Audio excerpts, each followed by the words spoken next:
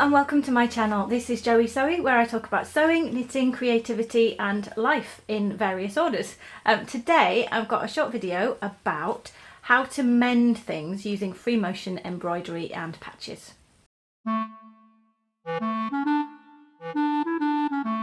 The project I'm going to show you is mending some school trousers. Very exciting. Some plain grey school trousers. Now if you have a really stuffy school, they might not like this mending method, but we don't. It's quite relaxed. They do have a uniform, but nobody's going to object to a 7-year-old wearing a patched pair of trousers, especially at this time of the school year, which is towards the end of the year. I don't want to buy any new trousers at this stage when he's probably going to grow over the summer break. So he had a hole in the knee of his trousers. I wanted to fix it. And I'm going to basically show you how I did that in the video to come with a voiceover. I also want to do another video which will show you how to write with free motion embroidery. So a lot of what you see and what I say will be relevant to that, but I'm not going to show you how to actually write letters with free motion embroidery. To be honest, it's the same as this. You just follow letters that you've written on fabric. So if you just want to have a go, that's all you need to know. And you can watch this video and see the basic things that I do to prepare to make a patch. But let's get into the video. Here's the hole we had to deal with. You can see the frayed section in the knee, and there it is from underneath. So basically just worn through. I had some old trousers that had been cut off into shorts and then were too short, so I'm cutting out some fabric to have a fabric patch over the top. We've got some iron-on interfacing of a matching weight, and I'm just cutting a section that will cover that, and then I'm cutting a second section, one for the inside and one for on the patch. So here we are fusing on the interfacing to the fabric that will become the patch to cover the hole from the outside.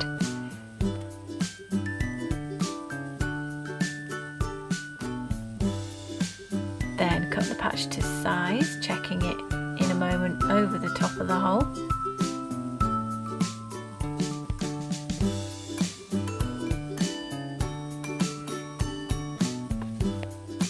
And then I have turned these trousers inside out, and that was me fusing the interfacing onto the inside.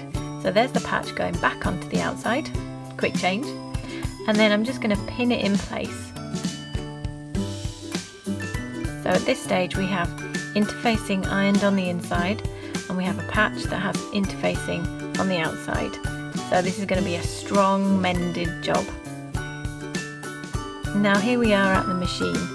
I have taken the extension part of my machine off so that I can put the trousers onto the free arm, and I'm just going to lower the foot. And here's some slow motion of how the foot works. As you can see, it lifts up every time that the needle goes up, and that is why it's free motion, because there's pressure as the needle goes in to control it, but there's no pressure and no holding it as the needle goes out. So I had a scrap bit of fabric and I thought I would show you on something where it shows up more easily. So you can see this isn't fast motion, this is exactly how fast it goes if you go fast on your machine. And I am just randomly rolling around there with the stitches just to show you how easy it is to move. There is no stabilizer on this fabric, it's kind of a medium weight cotton sateen fabric, and that's how easy it is to move it around. You'll see that the results are a little bit crinkled. They will press out on a cotton, but you could use stabilizer if it was a more delicate fabric. So those are the results on a scrap piece of fabric. Now back to our mending project. So one of the advantages of doing free motion embroidery at this stage is that because I'm working on a really narrow leg of children's trousers, I can go sideways where I would not be able to fit that very easily on the machine otherwise, because I couldn't turn it the other way around and get it on there. It would be really hard to bunch up the trousers. So that's why I originally thought about doing free motion embroidery for this kind of mending, because it means I can go sideways on the fabric in a way that I could not do with a different kind of embroidery or mending job.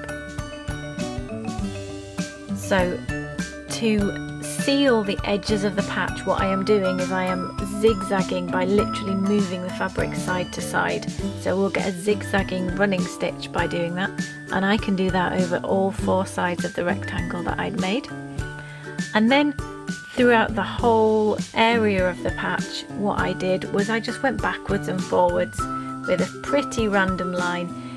If you're doing this for a project where you don't need the patch to blend in, then you can do this with contrasting thread, and that certainly would have been easier for you guys to see. But of course I didn't want it to deliberately stand out. Even though I wasn't trying too hard to make it invisible, I also wasn't trying hard to make it stand out.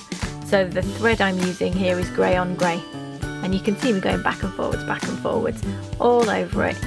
And that's really just mimicking more old-fashioned traditional darning, where you would go back and forth to really seal the mending job. And frankly, I reckon this patch is a lot stronger than the original trousers once I've finished with it. And there is the final job. It's quite difficult to see grey on grey, but I think you can see some of the stitches on my camera. It just about focuses on there. And then that's the inside, and again I've got black on black there, so really useful for you guys to see. But you can see some of the texture of the stitches.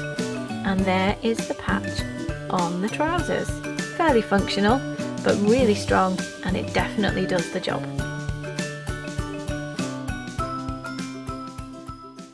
So there you are. I showed you the finished article with the patch and the free motion embroidery. Felix was perfectly happy to wear them, and school were completely happy for him to wear them at school.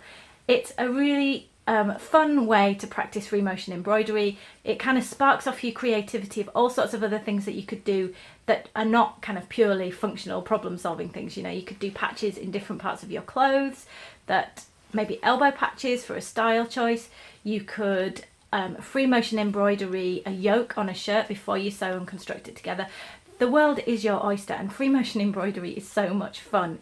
It's like, I may have said this in the voiceover, but it's like riding on a roller coaster using your sewing machine, or that's what I feel like. It's like normally on a sewing machine you can go forwards, you can go backwards, and you can make the needle go side to side.